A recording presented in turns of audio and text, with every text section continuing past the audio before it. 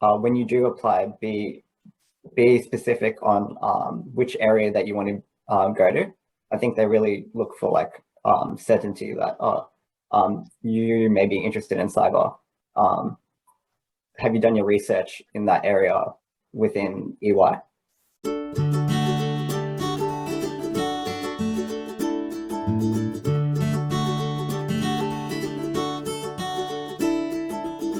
Well, hello and welcome to episode 4 of CCA's podcast series. I'm Sharon, I'm a first year rep at CCA, and this is Keisha, who is a sponsorship officer. So today we're joined by Harri and Justin, who are both cybersecurity consultants at EY. Thank you for taking the time to join us today. Thanks, Sharon. Thanks for having us. Thanks for having us. Yeah, and to kick things off, we've got Keisha with the first question. But just to get started, I'd like to get like a brief introduction from both of you about yourselves, what you guys do at EY, and like sort of your journey to reach your roles. Yeah, sure. I'll go first. So, hey, I'm Harri. I'm a cybersecurity consultant at EY. So we have a couple different divisions within cybersecurity. We have our core and our financial services, as well as we have cybersecurity and advanced cybersecurity. So I sit within the advanced cybersecurity team in Blue Team, which is the defense side of cyber. So a little bit about my background. I started at UniMel doing my Bachelor of Mechanical Systems. Bachelor of Science, majoring in Mechanical Systems. I loved it. Like I was super into maths in high school. I love my physics, but I noticed that when I got to uni, I wasn't as interested as I thought I was back then. And I think that change was, I think maybe it was more of like time pressure at uni. It was a lot more intense. It wasn't as relaxed. Yeah. And I think that really affected me. I wasn't really motivated to learn it as much.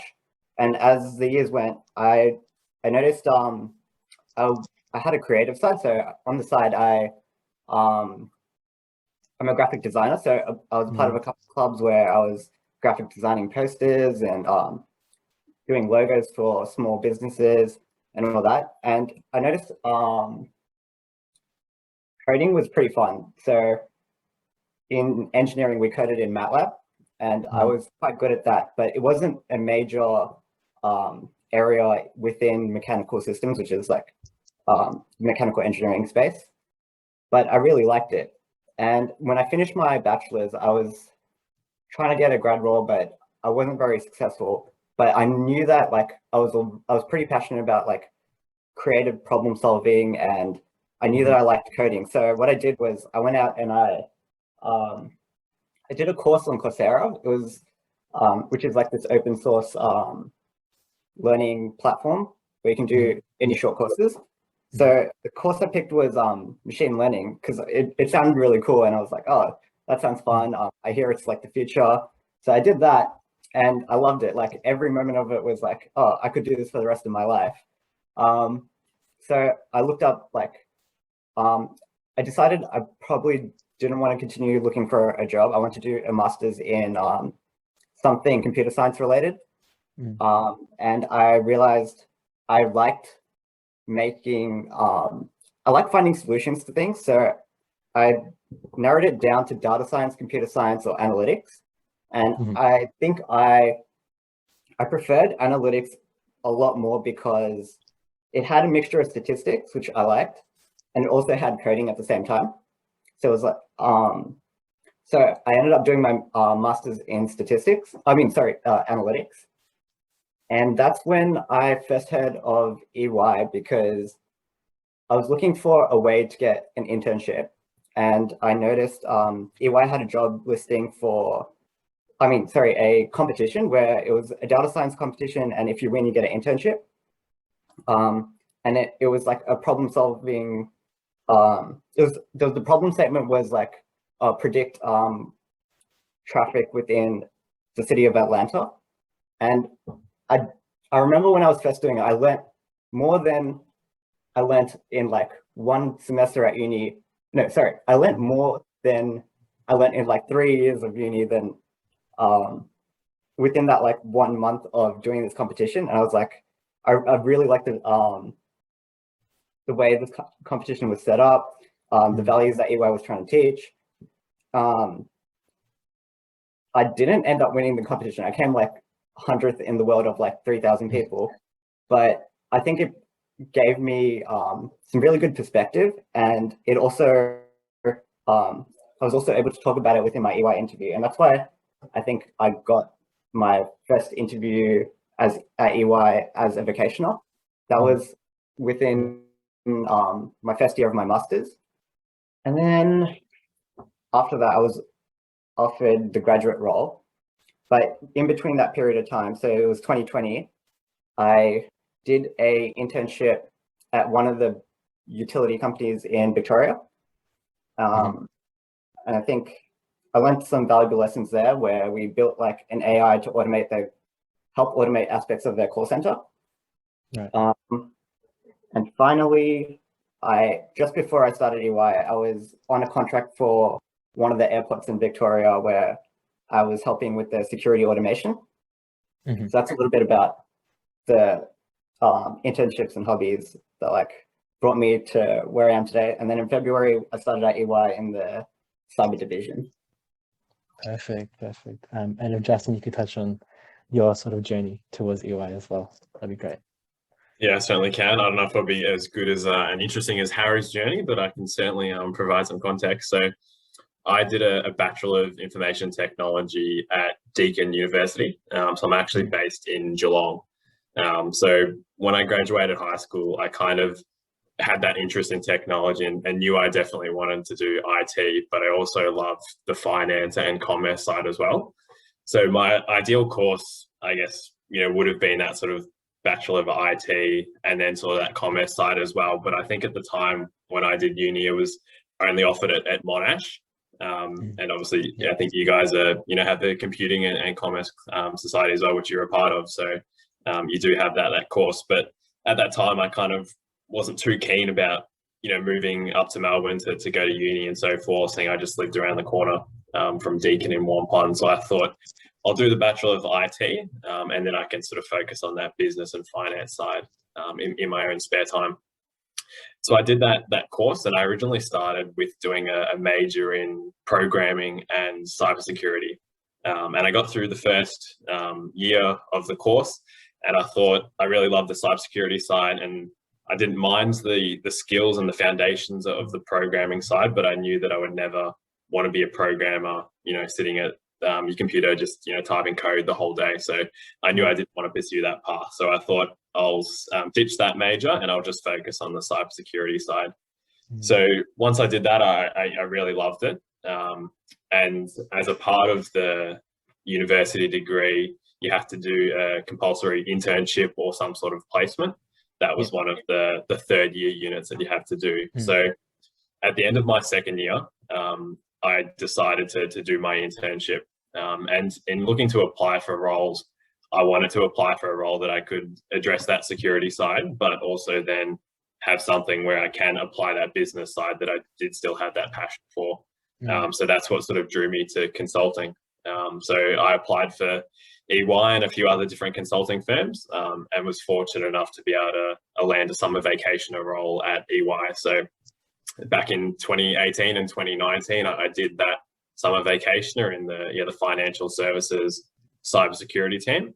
And I really loved it. I liked the fast-paced environment of consulting, the broad sort of, skills that you learn and how every day is kind of different. You're not doing the same mundane role day in, day out. So I did that 8-week program and was fortunate enough to be offered a graduate role at the conclusion of that. But I did decide to defer that role for 12 months because I wanted to go to Europe for 6 months and kind of go on that backpacking adventure that every young sort of person goes on. But then unfortunately COVID did hit and I wasn't able to go on that trip. But I did start this year in February as the same as Harry, in the same team as Harry as well. However, I'm sort of, the engagements I'm on are a bit more sort of risk assessment sort of focused. So not so much the blue teaming and so forth that Harry is in. But I guess additionally as well, my background, whilst I was at uni, I was very passionate about student societies, and which it's great that you guys are doing this podcast. So I actually started my own society down at Deakin in Warren Ponds, which is the Deakin University Computer Society. So it's only a small society. We only had, I think, about 30 members or so, but that was quite sort of large, I guess, compared to the amount of people that were studying IT down in Geelong. So that was really good to be able to get students that, I guess, people in sometimes IT aren't always the most outgoing, and sometimes you need to develop, some of those skills. So we wanted to create an environment where if no matter what your skill set was, you could come, feel welcome and kind of hone in your skills, both technically, but also those soft skills as well. So we created that society, which is really good. So it's good to be able to be involved in those. And additionally as well, while I was at uni, I did work at the Deakin IT department, just in an IT support role as well. So having that, I guess, understanding as a student allowed me to do quite well in that role, because when I was speaking to students about their IT issues, a lot of those issues I probably had myself or knew someone that had those, which was really good. So I think the combination of being involved in those student societies, but then also having kind of that industry experience as well, sort of led me to being able to get that opportunity at EY in the first place. But I'm sure we can sort of touch on a bit later about more sort of, tips and tricks for the application process. Yeah, perfect sort of segue. I was gonna touch on how you both went through the vacation program to get to EY. So a lot of our members are really like eager to join EY and to join these sort of big firms, and are really keen on joining these internship programs and the various student opportunities that EY holds. So we're wondering if you guys had any insights on the application process. So if you have any tips or tricks that you guys both used when you were used or even learned afterwards when you were getting into the vacation program for EY. Yeah, certainly. I mean, I can probably provide a bit more context as well, and Harry, if you have anything else to add into it, but I'm sort of helping out with some of the recruitment stuff at the moment as well. So for all the student programs, kind of no matter whether it's the vacation or the graduate program, there is that sort of similar process for applications. So it will normally involve, submitting your resume and answering a series of questions online, which tend to be about why you want to join EY and why you want to join that specific team. Because obviously you can apply for different service lines and different teams on the application process. You then kind of usually get sent some sort of online testing link. So there's usually sort of two types of online testing. There's the behavioral testing, which is kind of, if you were in this particular situation, how would you react? And then there's also, I guess, the psychometric sort of testing, which is sometimes your math and English testing as well.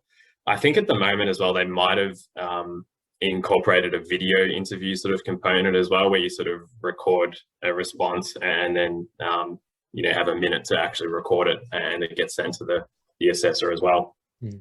And then what tends to happen is if you get through that stage, you'll go to an assessment center day, which would normally be in person, but I think with COVID, it's kind of gone online. But that day usually has two activities. So you start the day with learning a little bit about EY, its values, its different service lines, and then you have a group activity. So it's normally 4 or 5 people get a case study. You get sort of an hour or so to work on that particular case study, and you need to work as a team to prepare a response and do a short presentation of that case study.